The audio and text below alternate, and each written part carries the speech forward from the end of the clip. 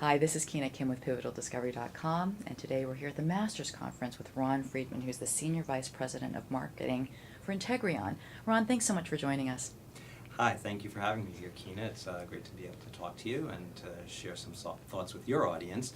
I want to just let your viewers understand a little bit about my background. So I've been in the legal market about 2 decades, and I've done a lot with legal technology, generally with e-discovery, knowledge management. I've personally been blogging at Strategic Legal Technology, which is at prismlegal.com, for about 6 years now, so I was an early adopter of blogging.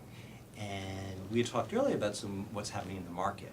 And I think one of the trends I've seen emerge very recently is a lot of interest in project management. Now, some of the larger law firms in their IT departments have put in offices of project management, probably starting about 10 years ago. And a few of them, some real brave ones, tried to take that discipline and push it out to the law practice.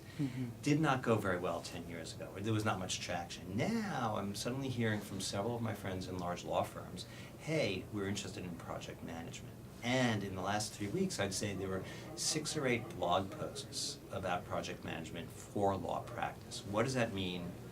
Why is it important? I think sometimes when people think about project management, they have in mind these very complicated MS project charts, which many people have seen, and they can be hard to understand. Right. And you think about construction projects and all the dependencies, and it sounds very difficult very quickly. I think in law practice, it doesn't have to be as complicated. The project management can be, what do I need to do? What's the order in which I do it? What are the resources I need? Let me plan out what I'm trying to do.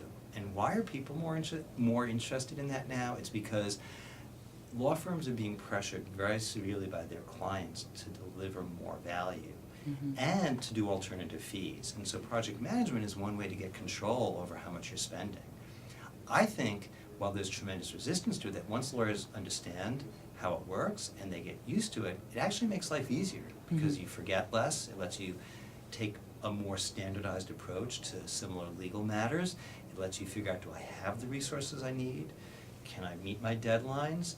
Of course, here at the Masters Conference, we're talking a lot about e-discovery, and that's particularly important to do project management there because you have huge volumes of data, a lot of moving parts. But that's true really for a lot of law practice as well. So I see a growing interest in it, and I don't know if a year from now, if we were coming back here in DC at the Masters, would we see a whole new discipline? I don't think anything happens that quickly in the legal market. I think what we'll see is some firms adopting it, testing it out in a few practices, hiring a few people with project management skill, and testing it out with their clients. And I think those firms that do it, they'll actually practice more effectively and serve their clients better, and it will be a competitive differentiator, short term, for those that are early adopters. So I'm excited to see what happens with it.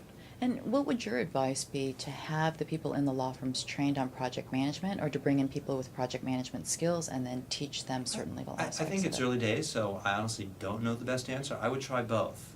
I think if you bring in a serious, I've been doing project management for 20 years, you're at risk for getting someone who's going to crack the whip a little too hard and be a little bit inflexible and want to do these very fancy Gantt charts and dependencies. And I think you're better off taking lawyers or staff who have that mindset, who maybe have done budgeting on cases, who've demonstrated project management skills through their actions, and training them and letting them go to some seminars. You know, I'm just thinking of just had a block party where I live, and one of my neighbors started out as a practicing lawyer, and then he was doing project management for a defense contractor, which is not a transition you'd expect, but he was doing a lot of e-discovery, found he was good at it, liked the project management, and he shifted gears. So I think there are people like that in law firms, and you have to identify them.